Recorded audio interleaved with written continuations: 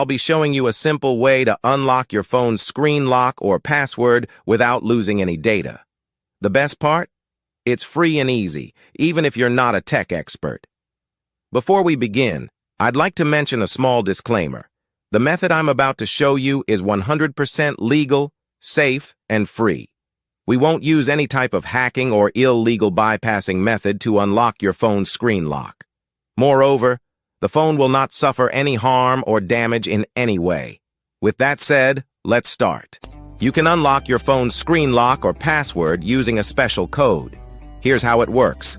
First, tap on Emergency Call, then enter the code.